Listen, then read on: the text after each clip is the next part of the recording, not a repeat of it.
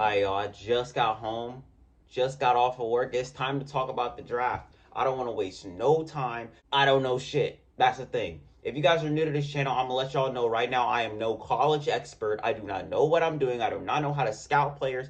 But the thing is with me, I could tell when a player is gonna be good and when a player isn't gonna be good. You know what I'm saying? Which I don't know. Maybe I was born with that skill. Maybe I was born with that talent. I have no clue. But I want to talk about the first overall pick, and it's funny because the first overall pick is my favorite player in the draft, Paulo Banchero. I am so happy he went to the Magic and he didn't fall to 3. If you guys have followed my Twitter, you guys can follow right here if you want to. But I have been preaching that this man, Paulo Banchero, cannot go number 3. It was projected that he was going to go to the Rockets, which we're going to talk about in a second. It was projected that he was going to go third. Jabari Smith was going to go first, and Chet Holmgren was going to go second. And I'm very, very happy that Paulo actually became first because it looks like the Magic have their first option. Because this year and last year, the Magic was just full of guys who can just hoop. Like Cole Anthony, they had Chumo Kiki, Markel Fultz, my guy. Another reason why we should be watching Orlando Magic basketball. Not to mention they have Wendell Carter, Jonathan Isaac, who's coming back soon, Mo Bamba. They have so many guys there who could just go out there and play good basketball for you.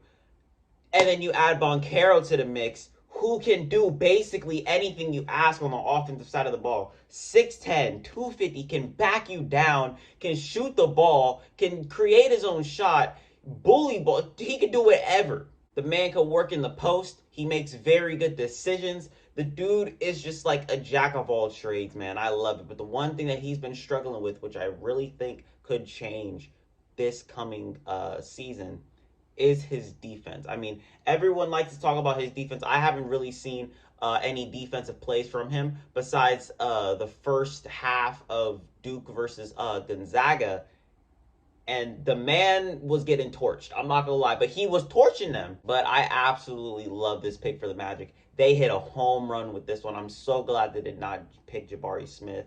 The Magic, they have a very good record of picking very good talent when they have the number 1 pick, and they did not disappoint. They haven't missed yet, man, and I love to see it, bro. Now, I'm not going to talk about every single pick, but I'm going to talk about the picks that really surprised me the most and some trades that happened today. Knicks, y'all ain't off the hook. Number 2 is Chet Holmgren, and everyone knew that the Thunder were going to pick him. He is the perfect fit for them. He was saying in one of his interviews that he's been talking to Josh Giddey, that he talked to Josh Giddey a lot before he got drafted, and they're about to be a very good duo. That's going to be a very good pick and roll partner for Josh Giddey. Not to mention they also have Shai Gilgeous-Alexander, who can create his own shot. This team is looking good. I like this core that they got. I don't think that the Thunder could have went wrong with picking Jabari Smith or Chet Holmgren because, both guys are just amazing, amazing talents, man. And I love this pick for the Thunder a lot, man. Now, disclaimer before I say anything, I pay tons of attention to the Houston Rockets because my friend is a Houston Rockets fan, and I like to pay attention to the teams that my friends are fans of. And at first, I was very, very, very critical over them picking Jabari Smith. But to be honest, I don't even know why I even thought of that because Jabari Smith is amazing at what he does. I've seen a little bit of highlights from him, and he can shoot the skin off that damn pill. Not to mention he is a very good defender, which the Rockets desperately need right now. And I like what they got building over there in Houston. You know what I'm saying? I think their starting 5 will look something like Kevin Porter Jr. at the 1. Then you got Jalen Green at the 2, Jayshawn Tate at the 3, OSU alumni. Then you got, I guess you could put Jabari Smith at the 4. And then you throw in Alperen Sengun at the 5, and I'm not going to lie, that front court looking amazing. Not many people talk about Alperen Sengun's 16th pick that the OKC traded away, which I don't think they should have done. I think that was kind of an L move, but they got Jabari Smith, so who cares? Number 4, Keegan Murray. He's going to the Sacramento Kings, and I'm not going to lie. The only reason why he was picked number 4 is because Jaden Ivey ass ain't want to go to Sacramento. That's all it was. The Sacramento Kings then missed out on a potential all-star, a potential All-NBA player because their franchise is so damn shitty. They have the worst reputation in the league. But you couldn't go wrong with either Jaden Ivey or Keegan Murray. I don't really know much about Keegan Murray. As a matter of fact, I don't even remember what fucking college he went to. But all I know is that his name is Keegan and his last name is Murray, and he's going to be a Sacramento King. But a guy I do know about is the person who got taken number 5 to the Detroit Pistons, and that's my boy Jaden Ivey. You know, I've been watching a little bit of Jaden Ivey highlights, you know what I'm saying? You know, obviously highlights make people look a little bit better than what they are, but I like the way that this man plays basketball. The only thing I don't like about the way that he plays basketball is his defense. And guess what? Under Dwayne Casey, he gonna make your ass play defense, which I love for him. I love this pick for the Detroit Pistons, and I'm not gonna lie, we're gonna talk about the Detroit Pistons at the end of this video. I love what they're doing. I love what they're doing. Actually, you know what? Let's talk about it right now. They traded for Jalen Duren. I love it. I love it. Jalen Duren was getting passed around like a goddamn blunt. I'm not gonna lie. He, hit 3 teams before he even, got out of the damn building. I love what the Pistons got going on. They're building a goddamn army. They're building an army, man. Cade Cunningham. They got Isaiah Stewart. They just brought in Jaden Ivey. Not to mention, they still have the most cap space in the NBA, and they're about to go get this man DeAndre Ayton. Y'all think the Pistons competing this year? I kind of think the Pistons might compete this year, bro. Because what they were doing to my Boston Celtics, they snapped my Boston Celtics 9-game winning streak. They busted our ass. And not to mention, throughout that whole stretch, they beat us twice. They beat us twice, and I'm not going to lie, they gave us a run for our money when we were at our hottest. And Pistons, man, I'm watching y'all next season. This might be the first season where I actually watch basically everybody. Nah, I'm not about to watch the Kings, bro. Let me stop. I do feel like Jaden Ivey does have potential for Rookie of the Year, and he is my 3rd favorite prospect this year. I'm about to tell y'all who my favorites are. We're going to get to them. Number 6 is Bennedict Mathurin.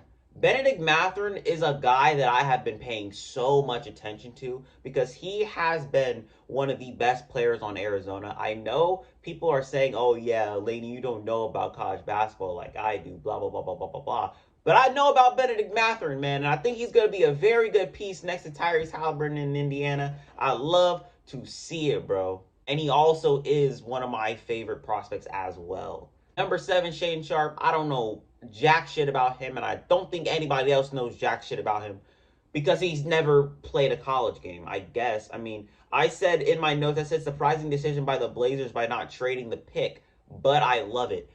This is another thing I want to talk about because I wasn't even going to talk about this because I forgot that he's going to the Trailblazers. The Trailblazers didn't trade that 7th pick like I thought they were. I really thought they were going to trade that pick, to get some to pair up with Damian Lillard, but they had a shot in the dark, which I think everybody else is kind of, surprised by this pick, but I fucking love it. I love it. They're going balls to the wall, high risk, high reward situation that the Portland Trailblazers got themselves into with Shaedon Sharpe. I love it, man. I love it. Hopefully, Sharpe goes off. Hopefully he goes off, earn some PT, earn some big time minutes, and maybe he can be looked at as one of the biggest steals in the draft.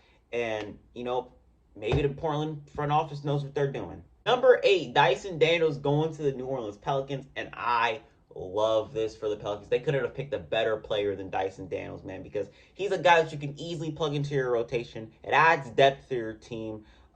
He's a very, very good shooter out of G League Ignite, and he can play defense for you. Imagine him and Jose Alvarado. I remember they were talking about this during the draft. Imagine a stand-up between him and Jose Alvarado, man. Herb Jones. They got defense over there, man. I love what the Pelicans are building, and I'm not going to lie, the Pelicans are probably, one of my favorite teams going into next year, man. I cannot wait to watch their team. And the last pick that I had right here, number 9, I don't know why the hell I stopped right here and I didn't continue going on through the lottery. But number 9, I had Jeremy Sohan.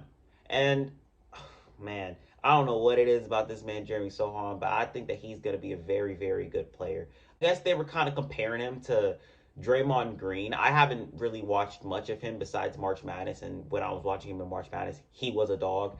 They were comparing him to Draymond Green, saying that he's like that guy who you have to have on your team. Like he's like the ship that makes the team run, or the anchor that makes the team run. I said in my note that he plays defense, so we love it for the Spurs because obviously Greg Popovich's Spurs system, you got to be able to play defense to be a part of that system.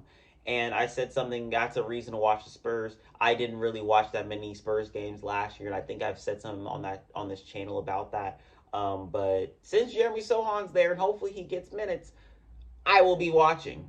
I said his playmaking is underrated, and he is one of my faves. He is also one of my favorites in this draft with Benedict Mathurin, Paulo Banchero, and my man Jaden Ivey. Number 16. I don't know why we're jumping from 9 to 16, but we're going to talk about AJ Griffin going to the Atlanta Hawks. Another one of those teams that I pay very, very close attention to because my favorite player, Trae Young, is there, and I need to know if his front office is doing him right. And by this pick, they're doing him right. You know what I'm saying? AJ Griffin, people were saying that he is the best shooter in the draft. Some people say that. I don't know if some people agree with that. And I said that he's going to be a decent piece to pair along with Trae Young. You know, maybe he can bring some consistent shooting to this team because I don't think there's going to be a consistent shooter on this team besides Trae Young himself. I think Kevin Huerter is going to get shopped. I think Gallinari might get chopped. I think Bogdanovich is probably there to stay. I hope he is. And I think Clint Capella might get chopped. Everyone is on trade talks if your name isn't Trae Young, basically, is how I feel. Oh, yeah. How about we talk about my Boston Celtics real quick? I know. We did not have a first round pick. We didn't. It's the second year in a row. We traded the motherfucker away. But we had the 53 pick. And somehow, someway, this guy fell all the way down to 53. It's my guy, J.D. Davison, out of Alabama, bro. 6'3" guard. I'm about to insert this clip. So motherfuckers don't think that I'm a bandwagon fan of this man, J.D. Davison, bro. Rutgers is gonna end up getting into the tournament. But it don't matter because my boy J.D. Davison is on this team, bro. So I'm obviously gonna root for my guy for Alabama. I don't normally root for Alabama, but we're gonna go with my boy J.D. Davison. He taking the dub on this one. My boy J.D. Davison's about to have himself a fucking March Madness, bro. He's going stupid. You think I give a fuck? He's going stupid. My man J.D. Davison, I thought he was about to carry a March Madness. He didn't. But he's a Boston Celtic now, which is even better. It's even better. Hopefully, you know, he can develop. Hopefully, we can develop him and he can actually get some minutes. And the last team that I want to talk about is the New York Knicks. And Knicks fans, y'all had to do it again, man. Before I start, I understand why they made that trade and they traded away their lottery pick. I understand why they did it because they're trying to free up space for my man, Laney All-Star Jalen Brunson. I'm about to get one of his jerseys soon, by the way, and I'm very excited about that. But they're trying to free up a guy who's in restricted free agency, and I'm not going to lie, I think the Dallas Mavericks are just going to match whatever the fuck that the New York Knicks throw at Jalen Brunson. I understand, but I don't. You know what I'm saying? They traded away Kemba Walker. Kemba Walker's a Piston now, by the way, and I was talking about that. They traded Jalen Duren, a guy that they had, but they just said, nah, fuck it. We want Jalen Brunson instead. The Knicks are gonna Knicks.